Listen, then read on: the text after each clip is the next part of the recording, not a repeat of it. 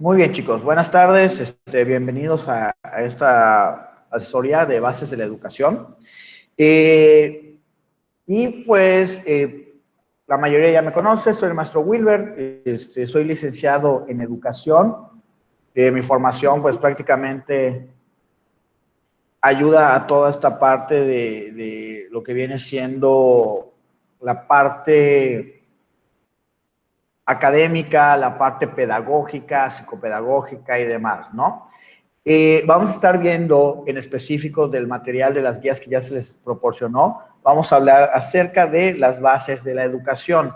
Vamos a ver principios fundamentales y vamos a también, hay que ser sincero, este material se basa mucho en la historia de la educación en México.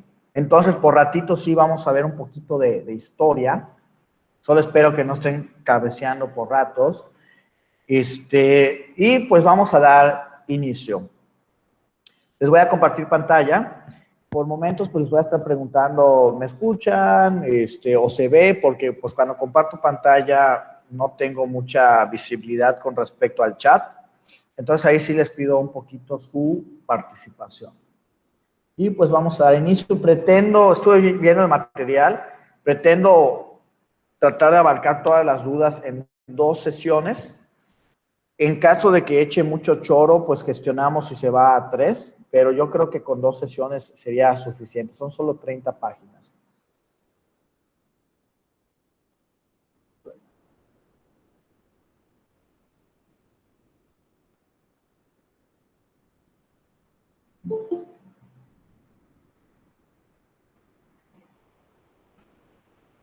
Ok, vamos a ver.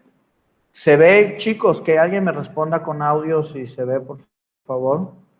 Sí se ve, maestro. Excelente, muchísimas gracias. Bases de la educación. Muy bien, futuros colegas, vamos a comenzar con esto. Acá, por ejemplo, tenemos el objetivo y dice, el aspirante deberá identificar los antecedentes de la educación y comprender las distintas teorías del aprendizaje. Para poder entender el panorama actual de México, pues hay que entender todo lo previo, ¿no? Y pues teorías del aprendizaje es acerca de cómo, cómo el ser humano puede aprender, ¿no? Aunque sabemos que hay diferentes formas, también todo eso es lo que vamos a estar viendo. Y pues acá tenemos historia de educación en México, introducción, épocas de la educación, tenemos el temario, vamos a brincarnos esta parte, como podrán ver, abarca mucho historia de México, pero voy a ver de qué manera podemos irlo reduciendo para que no sea tan pesado. Muy bien. Hasta acá no se siga haciendo temario. Perdón, el método sustituye la época de la enseñanza libre. Vamos a ver. La enseñanza libre. Ok, época de seguida por el movimiento de independencia. Gracias por la organización de vida del país sobre... Ok. Acá pues comienza, por lo que veo, acá está comenzando, pero acá lo siguiente, en realidad habla de la historia de la educación en México. Ojo, nos vamos a enfocar en este apartado, pero también vale la pena mencionar lo siguiente. Les digo que voy a dar muchos datos históricos y hay muchas cosas a considerar. Vamos a ver, en este apartado en su guía aparece a partir de la independencia. ¿Por qué? Cuando nos colonizan, en realidad no existe México. ¿Qué es lo que pasaba con, si vemos el mapa, qué es lo que pasaba con la zona en lo que hoy conocemos como México?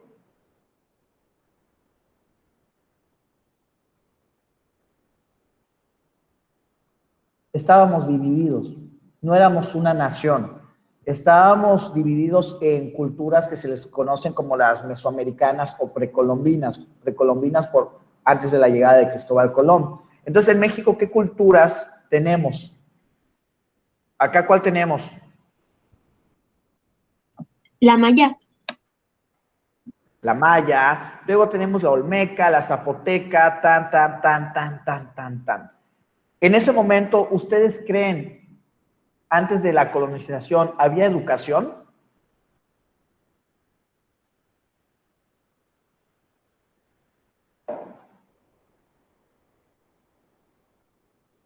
No. Si tienen pena en el chat, me pueden decir.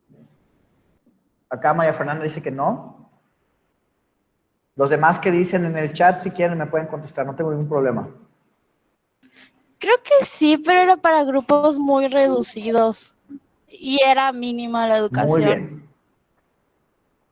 Muy bien. Acá, chicos, vamos a... excelente, muchísimas gracias por las respuestas. Vamos a quitar el concepto de escuela. Vamos a quitar el concepto de estar sentados escuchando y escuchando y escuchando. En sí, el educar es transmitir conocimiento. Y no se necesita un aula para transmitir conocimiento. Ahorita estamos de manera digital.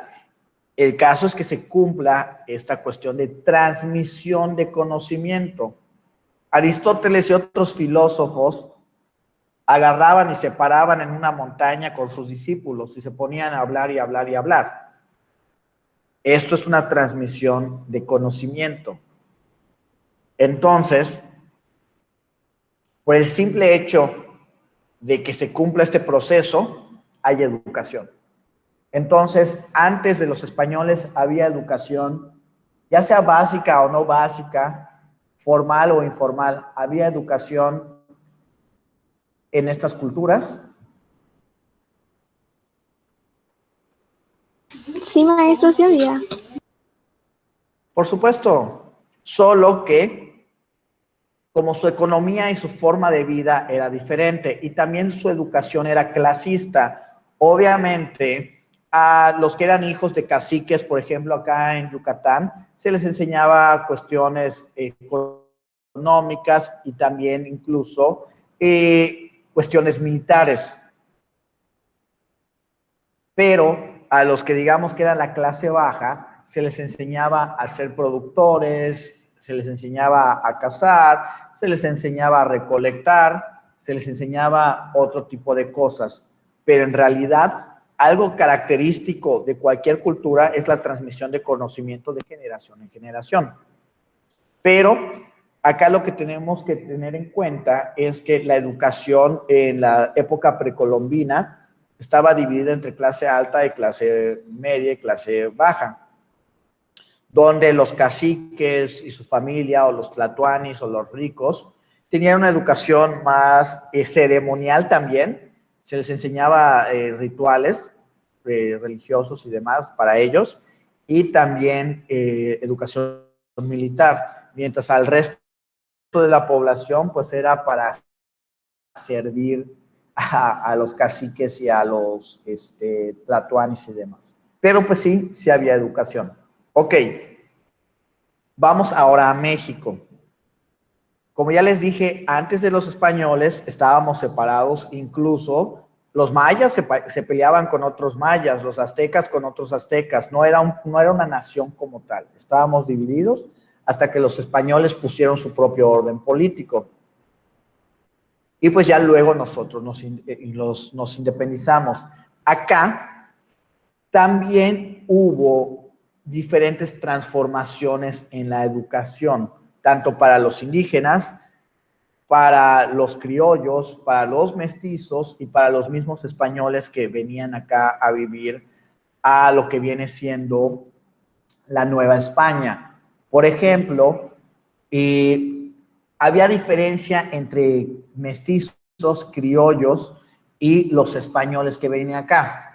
Acá pasaba lo siguiente, no sé, yo español venía a la Nueva España con mis hijos obviamente eran españoles. Aunque tuviesen un día de haber pisado Nueva España, tenían más derechos. Y también en cuestión de educación. En cambio, supongamos que con mi esposa tengo otro hijo. Este hijo ya no es español. Este hijo, ¿qué iba a ser? Según la historia de México. Criollo. Criollo. Y por el simple hecho de ser criollo, ya no es español. Y aunque los dos sean mis hijos, no tienen los mismos derechos. Y pasaba lo mismo en la educación, porque los españoles y los criollos podían decidir principalmente estudiar entre una carrera eclesiástica, es decir, la iglesia, o una carrera política o una carrera militar, pero la formación iba a ser un poquito distinta. Incluso el español siempre iba a tener los puestos más, más altos que el criollo, aunque sean de ambos padres mexicanos. No mexicanos, perdón, españoles. ¿Está claro esto? Pasó también con la educación. También antes no estaba el concepto de escuela. Se les pagaba a las institutrices para que vayan a educar de manera privada a sus hijos. No habían escuelas públicas. Se tenía que pagar una educación meramente privada. Pero hay diferentes instancias. Eso es lo que vamos a estar viendo ahorita. Solo quería hacer énfasis en esto.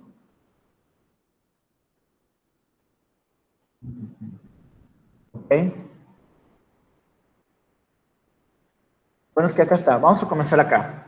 Esto es la época prehispánica, es decir, previa a los españoles, es lo que ya les conté. En la conquista, pues es cuando comienza todo esto.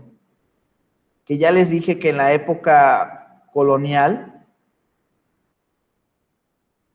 empieza esto es formalmente lo que viene siendo la caída de Tenochtitlán. Acá es cuando comienza el proceso de conquista, pero cuando cae Tenochtitlán es cuando comienza la época colonial. Y la época colonial, ¿alguien sabe cuánto tiempo dura?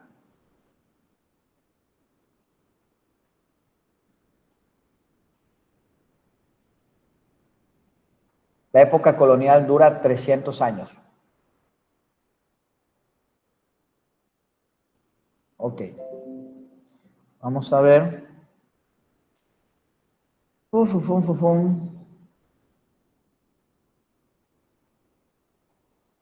Ok.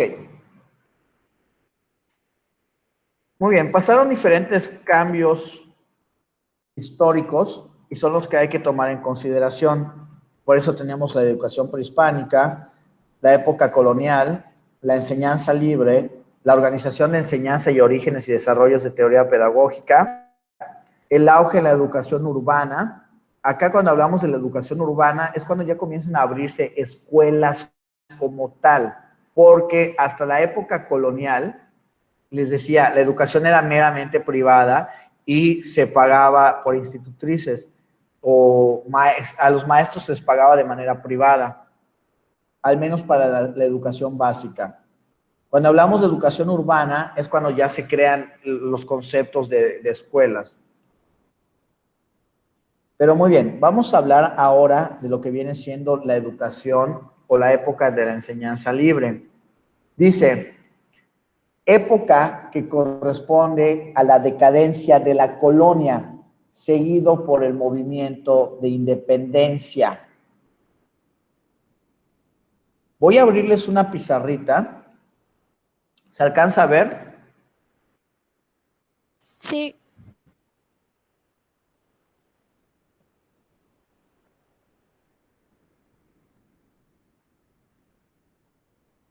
Ok. Muy bien. Antes de la independencia,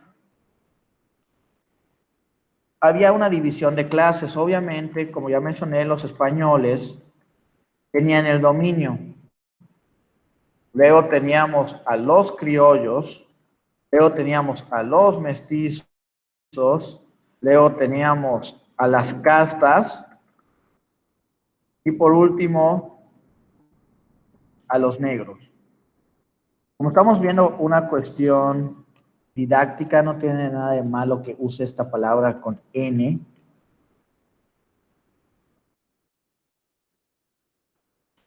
Ok.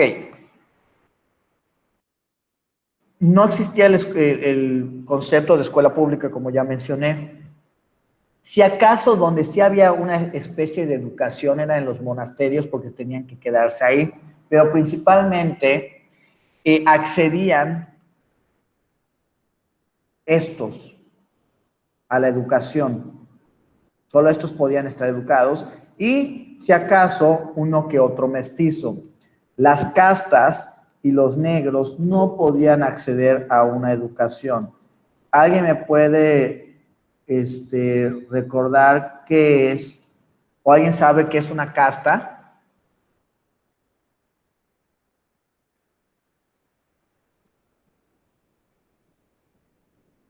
¿Alguien sabe qué es una casta? Son las combinaciones de culturas y de razas. Empezaron a haber muchas combinaciones porque los traían de un lugar para otro y pues sus hijos se les conoce como castas.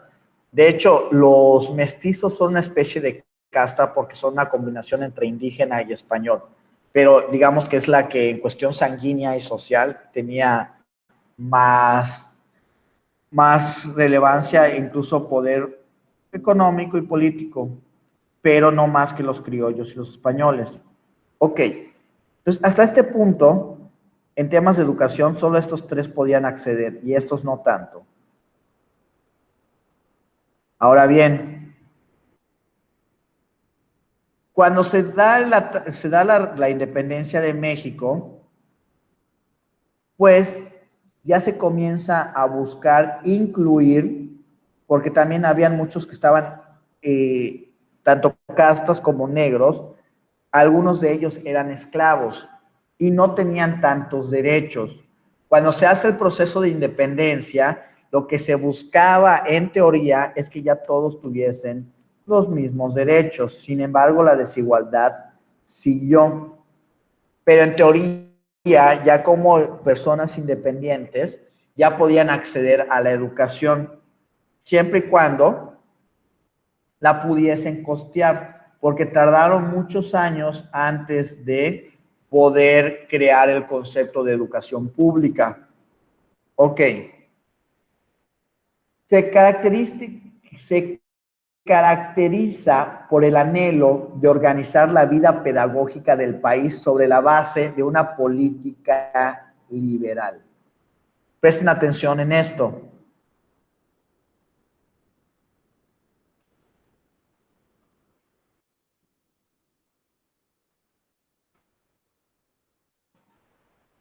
Cuando México se hace independiente, se divide en dos posturas. Se divide entre conservadores y liberales. Los conservadores eran la iglesia y los ricos sumamente católicos, que querían, se llaman conservadores porque querían conservar sus tradiciones, pero también querían conservar el poder político y económico y social del país. Y para tener todo esto, pues les convenía también mantener en la ignorancia a las personas y que sigan con sus tradiciones y demás. Sin embargo, por influencia de Francia y de otros países, comienza a entrar una ideología liberal, en la cual busca el desarrollo pleno y completo del ser humano. Y prácticamente lo que estaba diciendo la política liberal es que el pensamiento conservador impide que la persona se pueda desarrollar de manera plena. Entonces, los liberales también comenzaron a meter mano en lo que viene siendo la educación y querían quitarle porque una parte de los que sí podían acceder a la educación en la época colonial era educación eclesiástica. O aunque no supieran leer y escribir o hacer otra cosa, de cajón les enseñaban de religión. Pero no era una educación formal, era para seguir manteniéndolos controlados. Incluso, si tú trabajabas para una persona o te esclavizaban, tenían que enseñarte de religión. Entonces, los liberales quisieron comenzar a romper barreras y estar en busca más de conocimiento humano, que ya la única verdad ya no sea Dios, que las únicas explicaciones ante las problemáticas ya no sea Dios, y que se busque el crecimiento intelectual e integral del ser humano. Cuando nos hablamos de crecimiento integral, es que crezca en todas sus formas. Y acá en la cuestión de la historia de México, durante 60 años, conservadores y liberales se estuvieron matando en diferentes guerras civiles. Pero pues también era quitar el hecho de que la iglesia ya no se les permitiera educar como tal, aunque todavía hay, pero ya no es impuesta, por así decirlo.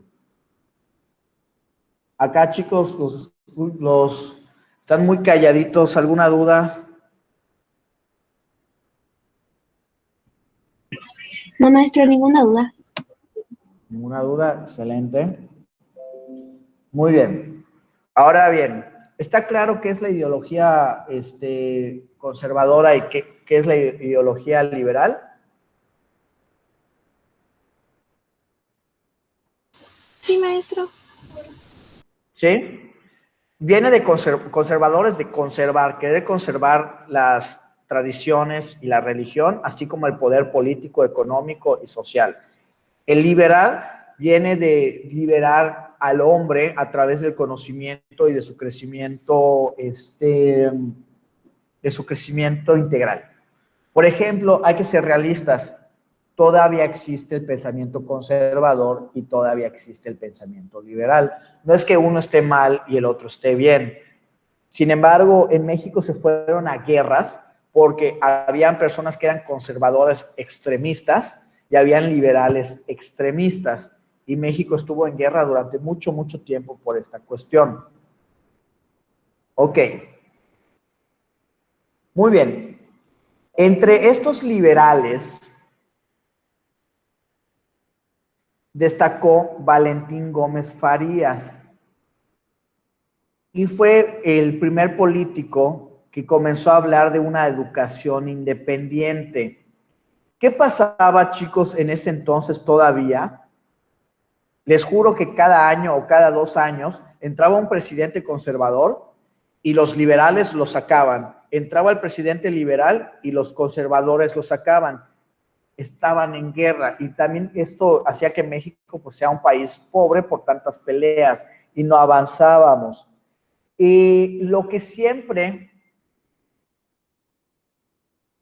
los liberales estuvieron buscando durante mucho tiempo es que la educación sea laica.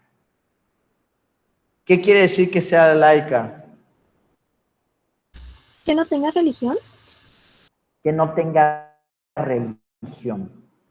Sin embargo, la iglesia seguía metiendo mano acá, porque no se les había quitado el poder. Entonces, Valentín Gómez Farías llega a la presidencia porque Santa Anna era presidente, pero se jubiló porque estaba cansado de tantas guerras. Entonces, Valentín Gómez Farías comienza a intentar poner ya las bases de la educación, pero las bases de la educación laica, porque Santa Anna un día se levantaba siendo liberal y un día se levantaba siendo conservador. Entonces, Valentín Gómez Farías tenía mucha influencia de Estados Unidos, que era liberal en ese momento, y comienza a estipular las bases de la educación laica. Sin embargo, los conservadores van a buscar a Santa Anna, le dicen, ¿sabes qué? esta persona que dejaste al cargo está metiendo mucho relajo y empiezan a influir mucho en el pensamiento de Antonio López de Santa Anna y quitan a Valentín Gómez Farías, que tenía no solo la propuesta de la educación, sino que tenía muchas propuestas más, pero no dejan que lo aplique e incluso lo sacan del poder, regresa Antonio López de Santa Anna y ninguna de sus propuestas se pudo llevar a cabo. Pero digamos que él comenzó con este concepto de educación laica, libre de religión. Ok. Eso no tiene mucho que ver con nosotros, pero bueno. Esto es una metodología. Dice, las escuelas lancasterianas. Acá, pues, México ya era independiente. Ya habían unas cuantas escuelitas, pero este sistema consiste en el que si tú no estás aprendiendo, se te está dificultando o a algunos alumnos se está dificultando el proceso de aprendizaje, ¿qué es lo que hago? El maestro busca a los estudiantes más adelantados y los pone como si fueran tutores. En esto consiste el sistema lancasterianas o el sistema lancasteriano. El agarrar y poner a alumnos aventajados para que apoyen a otros alumnos que pues tienen alguna duda. Entonces se te asignaba un tutor, por así decirlo. Esto es de manera general.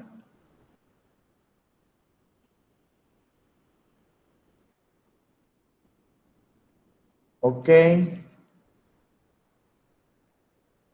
Acá, chicos, como ya les dije, seguía existiendo. Van a ver unas partecitas que me salten, que me voy a saltar, y hay unas que voy a explicar. Acá,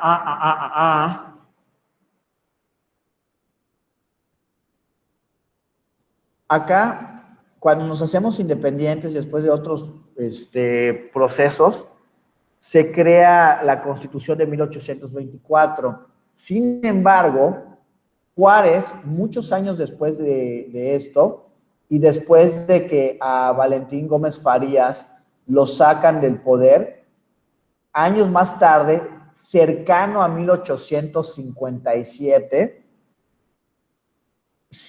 retoma este proyecto de convertir en la educación en una educación laica. Primero modifican la Constitución de 1824. Sin embargo, Benito Juárez, junto con sus cuates abogados, hacen una nueva Constitución, donde esta Constitución es la Constitución de 1857, donde Benito Juárez ya sustrae por completo la educación a manos del clero y convierte el sistema educativo ya en un sistema educativo laico. Pero acá dice 1824, ojo acá, empiezan a quitarle poder a la iglesia, pero donde ya se le quita poder de manera completa, ¿es en qué Constitución?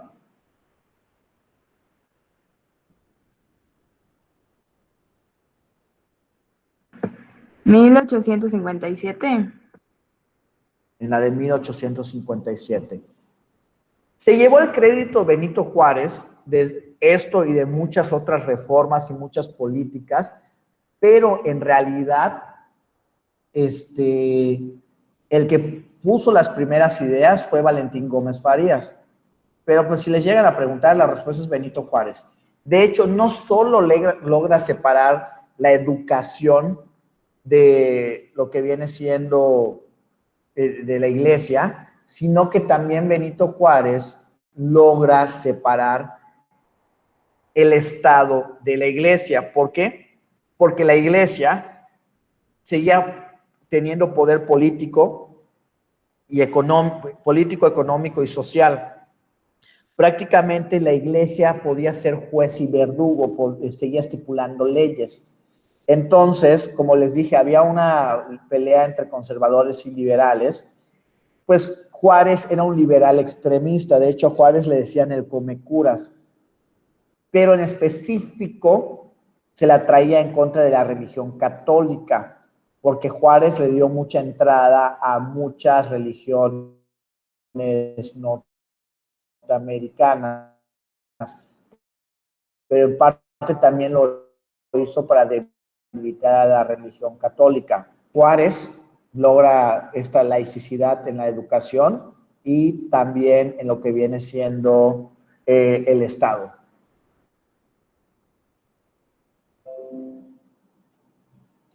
Nos los venden como algo, como si Juárez fuera así un dios y demás, ¿no? Pero la realidad es que Juárez lo hizo de una manera muy violenta y en realidad su objetivo principal era quitarle poder a sus enemigos políticos. Ok, acá dice, la organización de la enseñanza y los orígenes y desarrollo de la teoría pedagógica en México. Esta etapa se desenvuelve durante los años de la intervención y del imperio, del triunfo de la República y del gobierno de orientación liberal de Benito Juárez y de los orígenes de la época porfiriana. La vida educativa durante la intervención del imperio es decadente y desorganizada. ¿Alguien sabe qué es la intervención y el imperio?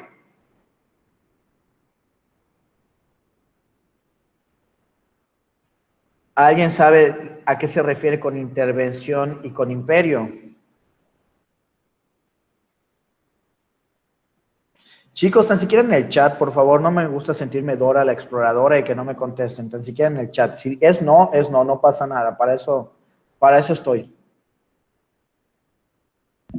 No, maestro. Excelente, no pasa nada, pero que tengan la confianza. Muy bien. A ver, como ya les dije, cuando México se hace independiente de España, dicen, ¡hurra, qué padre, qué bonito! Pero la realidad es que no teníamos un proyecto de nación, no teníamos una estructura y surgieron dos ideologías. Nos las pasamos peleando y peleando y peleando entre nosotros mismos, cosa que en realidad le estuvo dando en la torre al país. ¿Era necesaria la independencia de México? Por supuesto, pero nosotros los mismos mexicanos le estábamos dando en la torre a México. Entonces, ya les dije, entraban liberales, entraban conservadores, se seguían peleando y no había un orden real.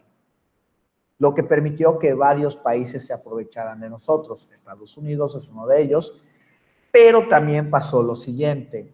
A Francia, a Inglaterra y Francia, Inglaterra y Estados Unidos también, España, les debíamos dinero.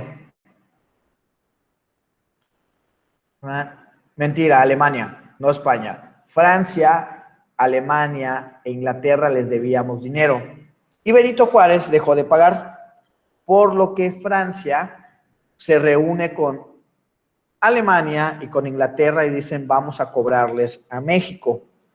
Vamos en son de paz. Pero en realidad Francia tenía otras intenciones. Llegan, le quieren cobrar a Juárez, ya estaban a punto de llegar a un acuerdo, pero de la nada llegan los barcos franceses. En ese momento Benito Juárez era presidente y era un presidente de ideología liberal que había destruido políticamente a los conservadores, pero los conservadores fueron a pedirle ayuda a Napoleón III, que era el emperador de Francia. Y prácticamente los conservadores le estaban pidiendo que en México pusieran a un emperador para que administrara y arreglara a México. Entonces, los franceses eran la potencia militar más importante de ese momento. Por lo que, cuando ya estaban a punto de llegar a un acuerdo, Alemania y Inglaterra se quedan como que, oye, vinimos a negociar con México. Sí, ya sé que vinimos a negociar. ¿Van a intervenir? Y le dijeron, ¿sabes qué, México? Ya no nos debes nada. Es tu problema. Y Francia nos invade. El hecho de que Juárez no haya pagado fue una excusa. Entran al puerto de Veracruz y llegan a Puebla, y ahí es cuando ganamos la famosísima batalla del 5 de mayo. Pasa lo siguiente, celebramos esa batalla porque le ganamos al mejor ejército del mundo. Unos humildes campesinos le ganaron al mejor ejército del mundo, pero retrocedieron nada más a Veracruz, reunieron fuerzas otra vez y en cuestión de meses llegaron otra vez a Puebla y nos abofetearon. Benito Juárez huye y se va al norte del país. A esta invasión se le llama la intervención francesa, ya que los franceses agarraron gran parte del territorio nacional, mandan a hablar a Maximiliano de Habsburgo y le proponen ser nuestro emperador. A Maximiliano de Habsburgo le venden la idea de que los mexicanos pidieron que él vaya a gobernarlos, pero la realidad es que solo los conservadores lo habían pedido. Entonces, los conservadores reconocían a Maximiliano de Habsburgo como líder de México y los liberales reconocían a Benito Juárez. Entonces, este es el imperio impuesto por los franceses, pero nos pusieron a Maximiliano de Habsburgo, que era austrohúngaro. ¿Qué pasa acá? Obviamente, los primeros 60 años en México, tanto la economía, lo social, lo educativo, sí había, pero era muy decadente, porque México estaba en guerra con México. Entonces, acá donde dice, en esta etapa se desenvuelve durante la intervención, es la intervención francesa y del imperio de Maximiliano. Al final termina ganando Juárez. Y acá es cuando Juárez comienza ya a poner ahora sí las bases de un mejor gobierno liberal. Pero durante todo este tiempo la educación era decadente y desorganizada porque el país estaba en guerra. Sin embargo, ya cuando Juárez vence a Maximiliano de Habsburgo, la pedagogía del movimiento de reforma que constituye la cuarta etapa se sintió en el punto de vista de la escuela laica, gratuita y obligatoria. ¿Qué es lo que pasó? A pesar de que Juárez ya hablaba de una educación laica, no se pudo llevar a cabo de manera inmediata porque estábamos en guerra. Hasta que ya al fin se venció a Maximiliano y al imperio y a la intervención francesa, ya se pudo poner en práctica de manera correcta la educación laica, gratuita y obligatoria. ¿Ok?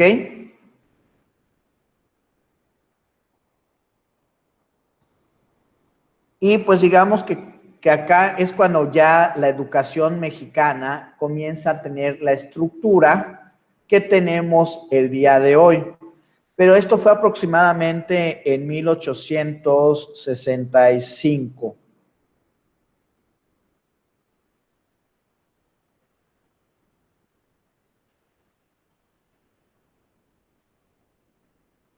Ok, el positivismo es lo mismo que lo liberal. Ok.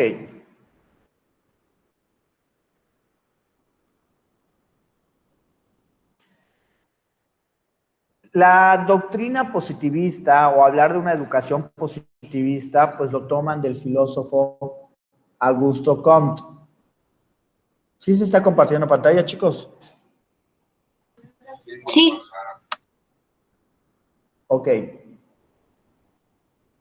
El positivismo pues gira también en torno a lo que viene siendo la ideología liberal, que dice que cree en la ciencia y sus aplicaciones constituyen al medio más eficaz para realizar tan elevado objetivo, una reforma total de la sociedad. Es decir, que para alcanzar la evolución intelectual, para que el ser humano se pueda desarrollar, es a través de la búsqueda de la verdad y del conocimiento, cosa que se veía limitado cuando los conservadores tenían la educación, porque ellos a todo te decían que Diosito era la solución. En cambio, cuando comenzaron a buscar explicaciones más científicas, pues ahí es cuando comienza a haber un avance en diferentes áreas de la ciencia.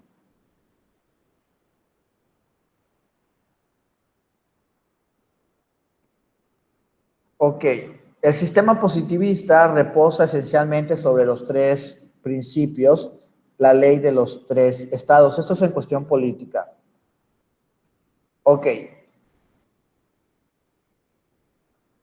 ¿qué es lo que pasa? Ojo acá, chicos. Los liberales no necesariamente son ateos, no necesariamente no tienen religión. Muchos liberales de plano sí son ateos. Incluso hay personas que tienen tanto características liberales como conservadoras, están en un punto medio. Sin embargo, por ejemplo, decían que Juárez, que era muy extremista, decía que sí creía pues, en un Dios, pero lo que no creía es en que la iglesia tuviese tanto poder, que la institución de la iglesia tuviese tanto poder. Entonces, ojo acá, el ser liberal o positivista no quiere decir que seas ateo, sino que no tenga tanto poder. Sí puedes profesar tu fe sin imponerla, pero también hay que buscar, sí puedes alimentar la espiritualidad, pero también tienes que ir en búsqueda de conocimiento científico. Vaya. Entonces, ¿cuáles son los tres estados de los que hablan? Dice, el movimiento positivista habla de lo teológico. El hombre explica los fenómenos por la intervención de agentes sobrenaturales.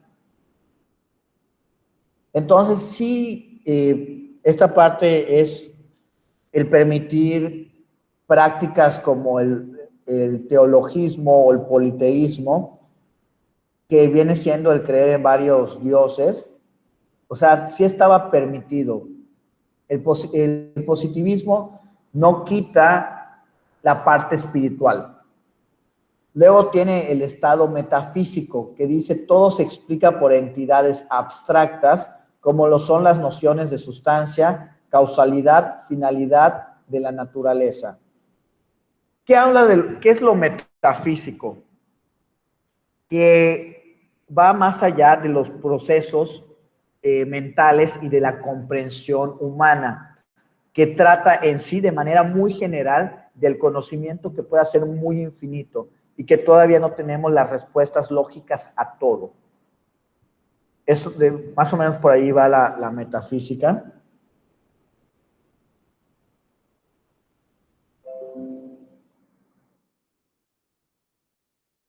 Y del estado positivo, mediante la observación de hechos, de lo positivo opuesto dado, la inteligencia trata de descubrir leyes. Ojo, acá con respecto a descubrir leyes, no necesariamente es en términos de derecho. Vamos a hablarlo en términos de investigación. Cuando se da una problemática social y se va a comenzar una investigación, ¿qué se tiene que proponer para comenzar una investigación?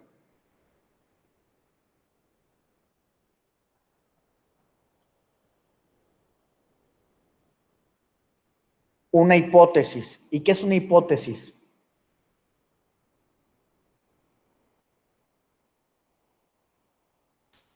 Lo que creemos que va a pasar.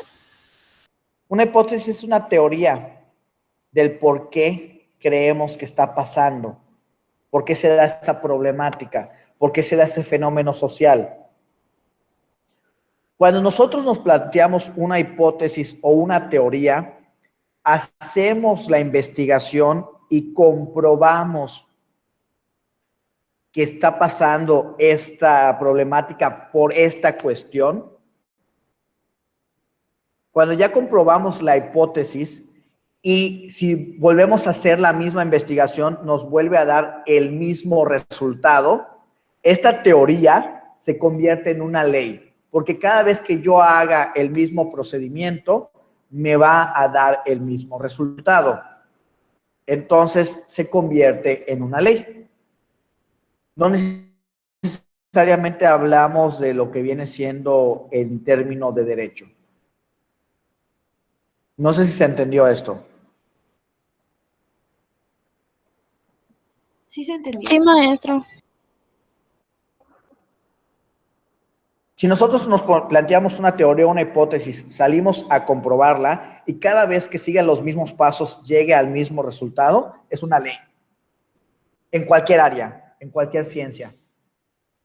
No solo en términos de derecho. Ok.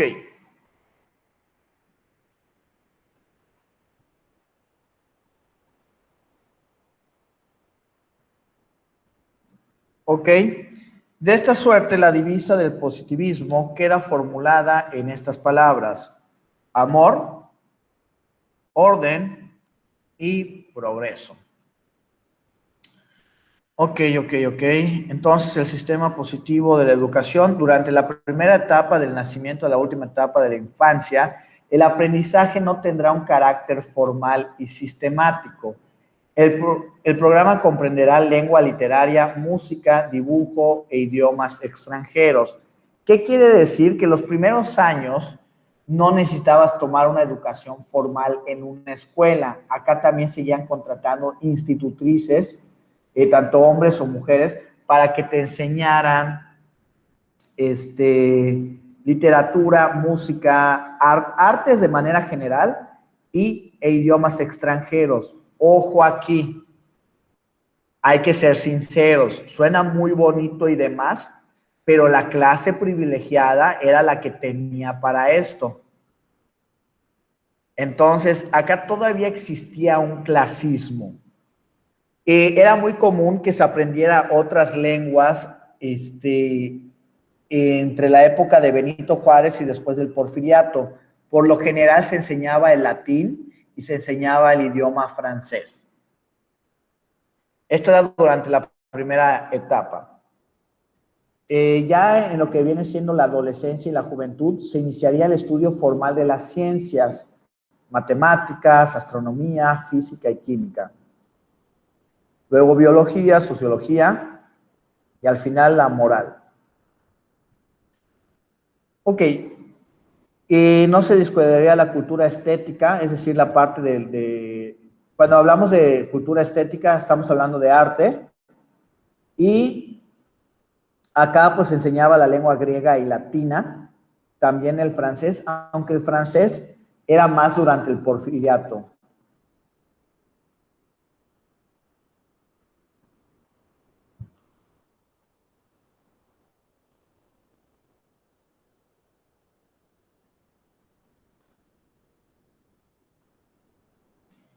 Ok, vamos a lo siguiente.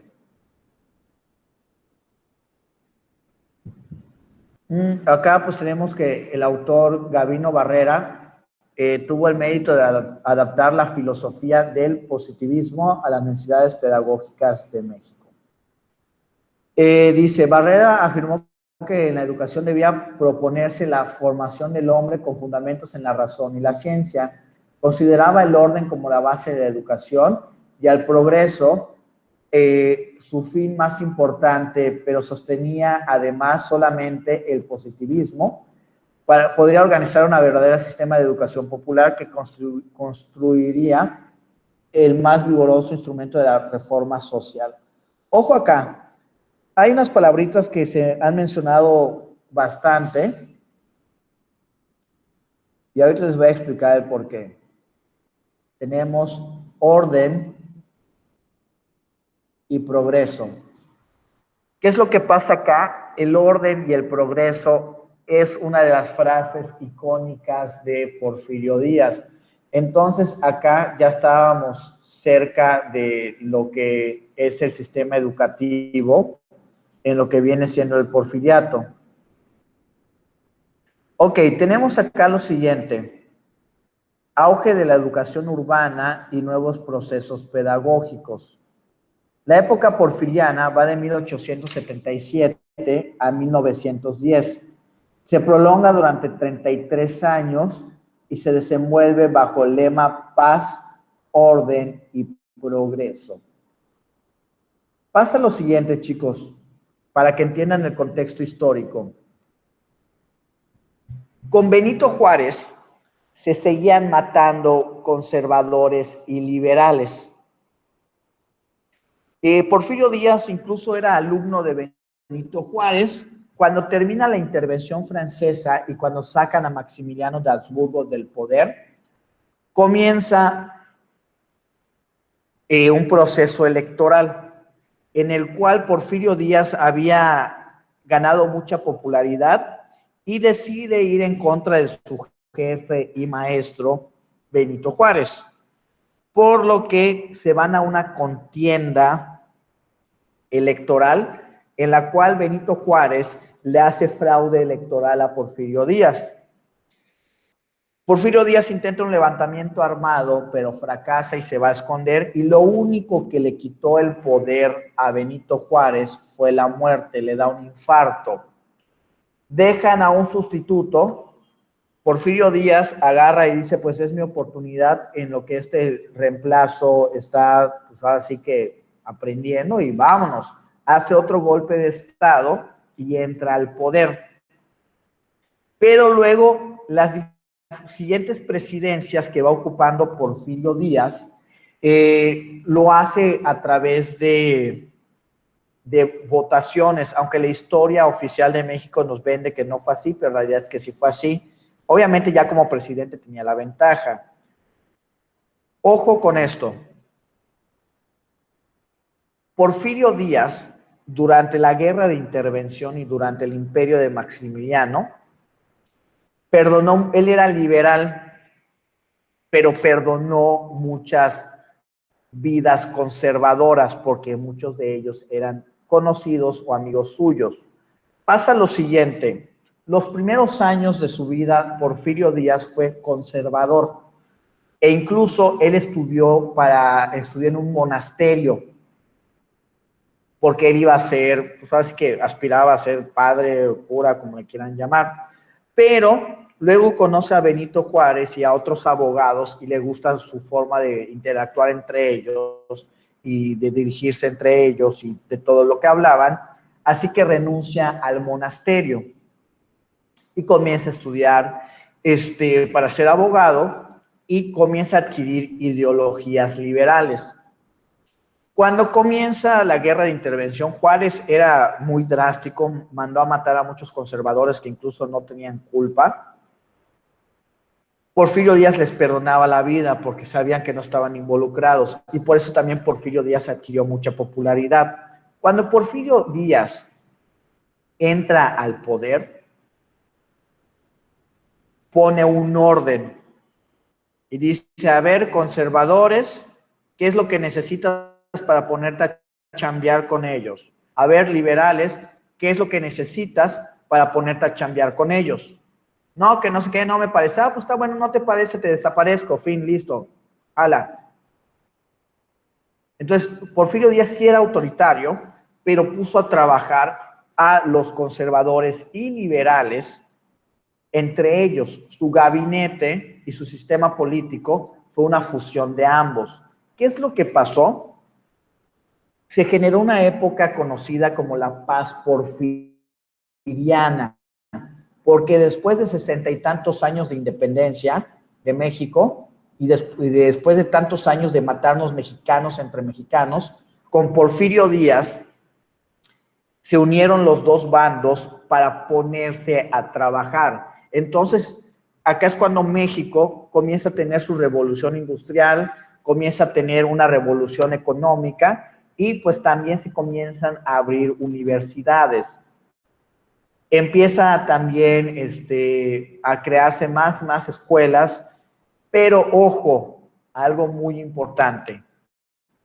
La educación durante el Porfiriato seguía siendo muy clasista. No cualquiera podía acceder a la educación. Sí hubo una evolución, pero en esta evolución no cualquiera podía acceder. De hecho, cuando sacan a Porfirio Díaz del poder, el 95% de la población mexicana seguía siendo analfabeta. Sí hubo crecimiento económico, pero seguía habiendo sobreexplotación. Sí hubo revolución industrial, pero a través de la explotación. Y lamentablemente el 95%, o sea, este crecimiento y evolución era para unos cuantos, porque la población era analfabeta en un 95%, entre el 90 y 95%, y a su vez también era pobre. De estos cambios, solo seguía siendo para unos cuantos. Hasta acá, chicos, porque siento que hablé muy rápido. ¿Está claro? Sí, maestro.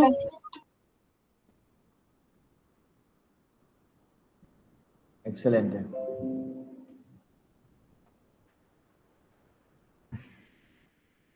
Acá habla de Barranda otra vez y de Sierra. Justo Sierra, en específico, es uno de los políticos que intervino durante el Porfiriato, pero justo Sierra intervino más en el área de la educación.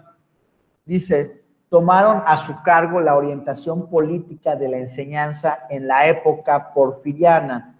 Su acción política se tradujo en el nacimiento de muy importantes instituciones pedagógicas.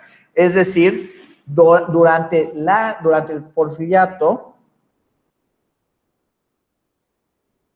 se creó las escuelas normales, que es donde algunos de ustedes es donde quieren ir, que son los dedicados a la educación. Ojo, solo que no había bachillerato. En esa época, digamos, terminabas la educación secundaria y te ibas directamente a las normales. Es decir, que a temprana edad ya los maestros se ponían a dar clases. No existía esta educación de bachillerato, de preparatoria que ustedes llevan el día de hoy.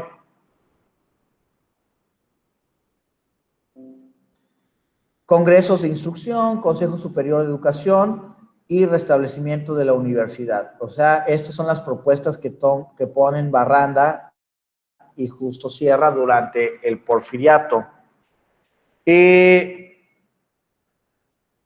Y pues se crearon nuevas teorías pedagógicas en torno a esto. Sin embargo, ya les dije, aún así no era para todos. La educación seguía sin ser para todos. Porfirio Díaz pues le da a Barranda el puesto de secretario de Justicia e Instrucción Pública. Es como un secretario de Educación en esa época y pues tardó 19 años en este puesto. Partidario del positivismo. Ojo, esto ya les dije que tiene que ver mucho con la ideología liberal. Porfirio Díaz pues puso paz entre ambas ideologías, pero recordemos que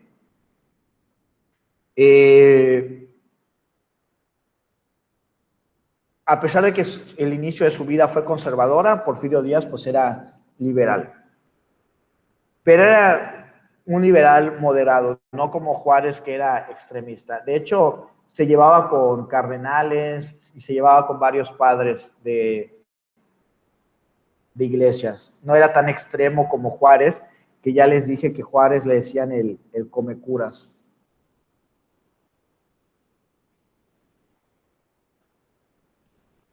Dice, Barranda pues renunció en 1901, Porfirio Díaz destina a Justino Fernández como ministro de Justicia e Instrucción Pública y Justo Sierra como subsecretario. En 1904 es reelecto y crea la Secretaría de Instrucción Pública y Bellas Artes. De hecho, durante el Porfiriato es donde se crea el primer Palacio de Bellas Artes. Porfirio Díaz invirtió mucho en esta parte de arte, pero volvemos a lo mismo. Seguía siendo clasista. No cualquiera podía ingresar a las instituciones de Bellas Artes. No era para cualquiera.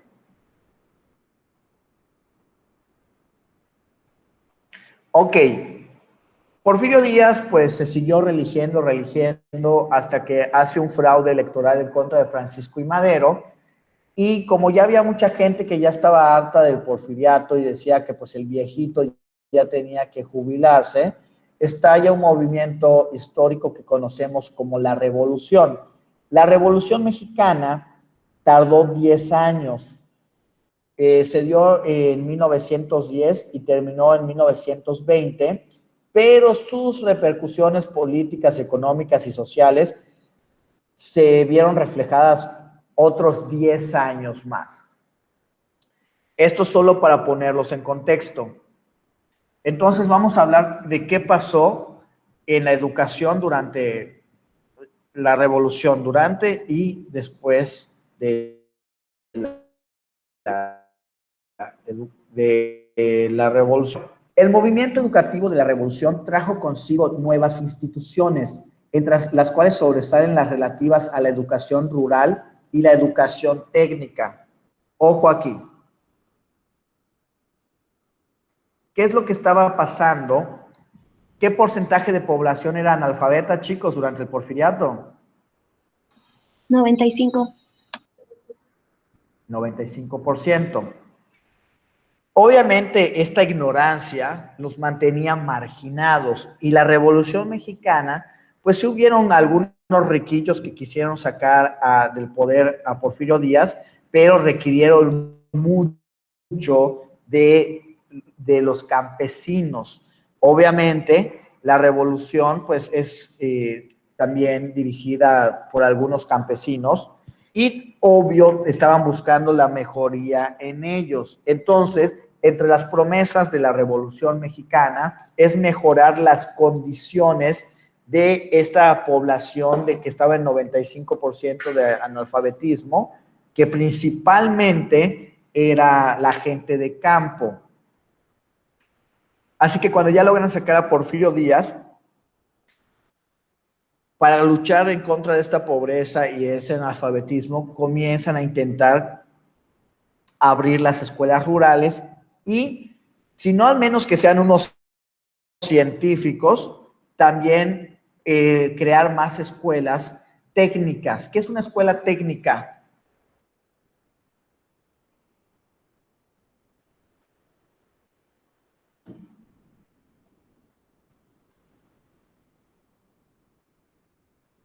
¿Nadie sabe qué es una escuela técnica? Es donde te van a enseñar oficios. Si no quieres dedicarte al conocimiento y ser un profesional, te puedo enseñar un oficio para que puedas trabajarlo y sobrevivir. Hasta la fecha existe este concepto. Por ejemplo, en el CONALEP te enseñan refrigeración. Ahorita te enseñan, no lo sé, sistemas. Eso es un bachillerato o una escuela técnica. ¿Por qué? Porque saliendo de esta escuela, si tú quieres seguir tu vida profesional y estudiar una carrera, una ingeniería, lo puedes hacer. Pero si no, ya te dimos una herramienta para que tú puedas trabajar. Eso es una escuela técnica. ¿Se entendió? Sí, maestra. Te van a enseñar un oficio. Ya si tú quieres decidir seguir estudiando, adelante, eres libre. Pero al menos yo ya te di una herramienta para trabajar. Entonces, pues como les digo, se creó pues ya el concepto de que ya comenzara a llegar un poquito más la educación al campo, pero también, si no quieres seguir en el mundo de la ciencia, del conocimiento, al menos te enseño un oficio para que intentes alcanzar una vida más digna.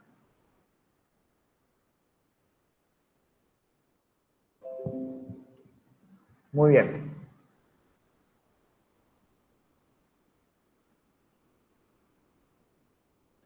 Ok, es ahora cuando se plantea y trata de realizarse el ideario de una educación popular atenta por igual a las necesidades del campo y de la ciudad.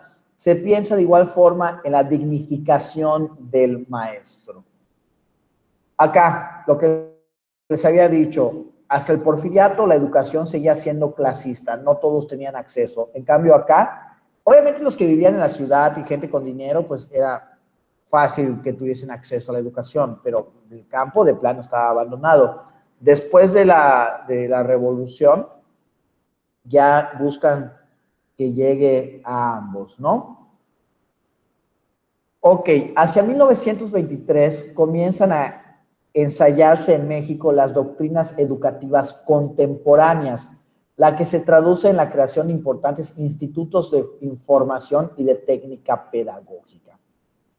Una nueva generación de maestros, Moisés Sáenz y su grupo, bajo la influencia de doctrinas norteamericanas, hace un esfuerzo para comprender y resolver los problemas concretos de la educación mexicana. La consolidación de la Constitución de 1917. ¿Quién creó la Constitución de 1917, chicos? Venustiano Carranza.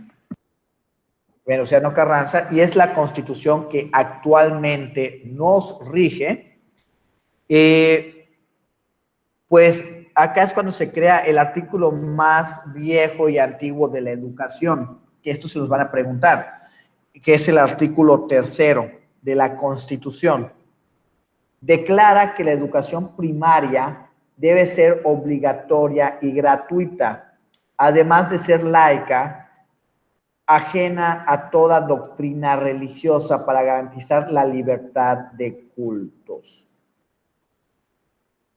Acá volvieron a hacer hincapié en lo laico. Ahorita les voy a decir por qué. Porque Porfirio Díaz, también para mantener esta paz porfiriana, les regresó un poquito de poder a los conservadores. Entonces los conservadores otra vez estaban educando y Porfirio Díaz se hacía de la vista gorda, porque eso mantenía la paz. Pero pues acá vuelven a hacer énfasis en la Constitución de 1917 en la cuestión de que la educación debe ser laica. Acá, si se dan cuenta, como el sistema educativo iba a comenzar a arrancar de verdad, solo se ponía como educación obligatoria la primaria. De hecho, la educación secundaria obligatoria yo creo que se alcanzó hace 20 años apenas. Imagínense, estamos hablando de 1917 hasta hace 20 años, vamos a decir que el 2000. Y el bachillerato todavía apenas se está trabajando para que sea completamente obligatoria. Aunque ya se estableció, sabemos que no se cumple. Conocemos a muchas personas que no tienen bachillerato, ¿no? Pero sí... pasaron casi 80 años para que secundaria sea de manera obligatoria.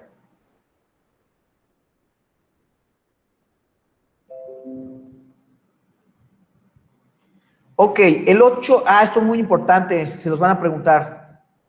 Si les preguntan cuándo se creó la Secretaría de Educación Pública, la respuesta, eso sí se los van a preguntar. El 8 de julio de 1921, y el que creó, o el que ayudó en su creación y fue el primer titular, es decir, el primer presidente de la Secretaría de Educación Pública, fue José Vasconcelos.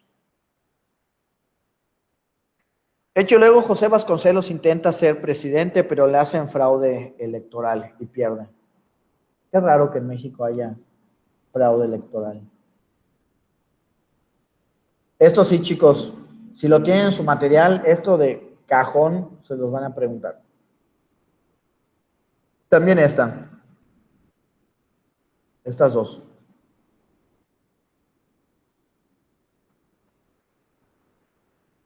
Chicos, hasta aquí, ¿alguna duda? Porque nos quedan 15 minutitos.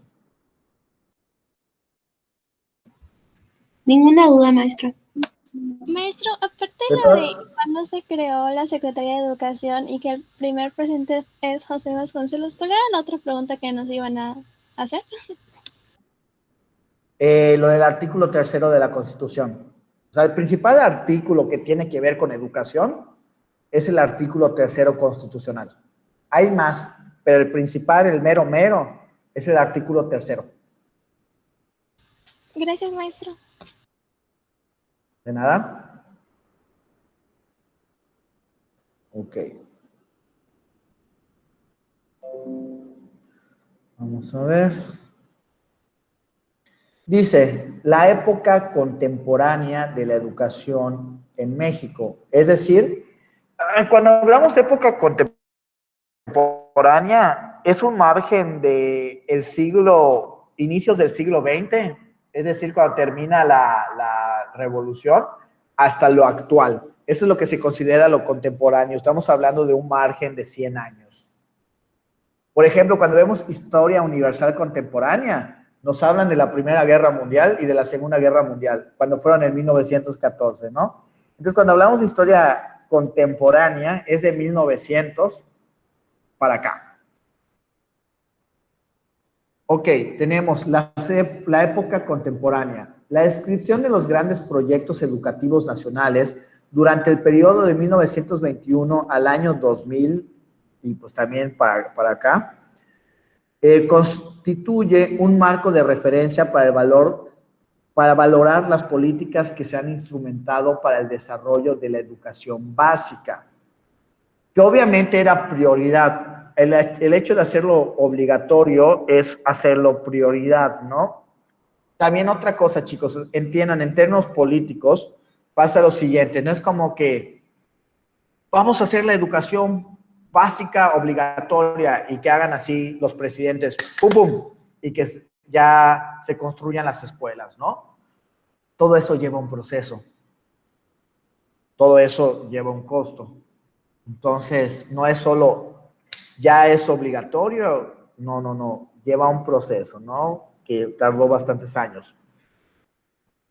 Generalmente, al descubrir la evolución histórica de estos proyectos, saltan a la vista las discontinuidades y rupturas entre la administración, una administración y otra, y a veces dentro de una misma, respondiendo en muchos casos al cambio del titular de la Secretaría de Educación Pública.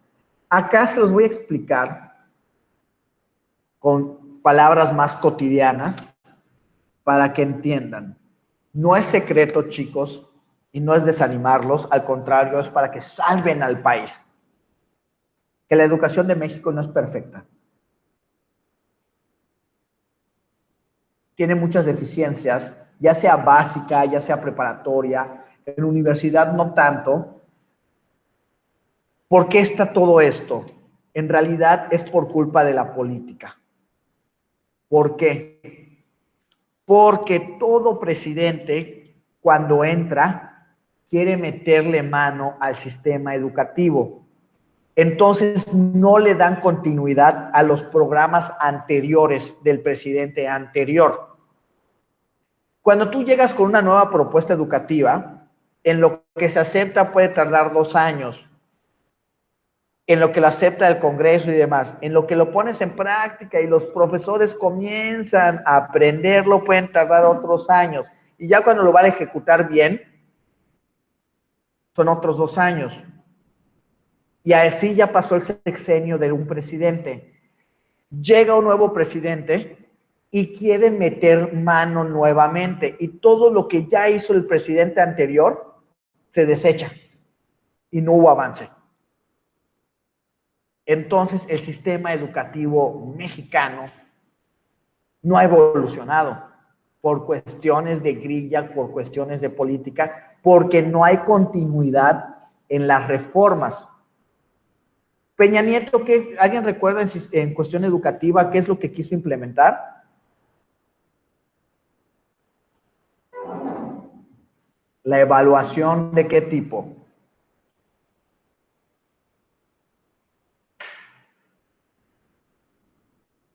Peña Nieto, dime, Zaret. La evaluación a los maestros con un examen. La evaluación hacia los maestros, principalmente para los que tienen plaza y en específico para los de educación pública. Para mí, como educador, es una idea increíble. Porque como en toda chamba, si no estás cumpliendo con tus funciones, que yo he conocido muchos maestros con plaza que no cumplen con sus funciones, pues patitas para la calle. Es lo justo, porque muchos maestros consiguen plaza y cuelgan su hamaca, entran a marcar cuestionarios nada más y no enseñan nada. O hay algunos maestros que se les llama aviadores, que tienen su plaza porque los consiguió por algún amigo político y no van a trabajar. Y por la plaza están súper protegidos. Entonces, acá, chicos, Peña Nieto, su gobierno quiso imponer la evaluación docente. Entre lo que lo aprobaba el Congreso, tardaron 2 años y medio. En lo que comenzaba a aplicarse, tardó como otros 3 años. Y aún así los maestros flojos no querían. Para ganar votos, Andrés Manuel agarró y dijo, conmigo ya no va a haber evaluación docente. Obviamente ganó votos. Entra al poder y quita la evaluación hacia los docentes. Entonces, este es solo un ejemplo, pero ha pasado entre todas las presidencias, aunque sean del mismo partido, todo mundo le quiere meter mano a la reforma educativa y esto ha impedido, pero han querido meter mano a lo que es el área de educación y esto ha impedido que realmente México en término educativo avance. ¿Está claro? Sí, maestro. Sí. Sí, maestro. Ok. Muy bien, chicos. Vamos a hacer lo siguiente. Vamos a dejarlo hasta aquí. Vamos a dejarlo hasta aquí.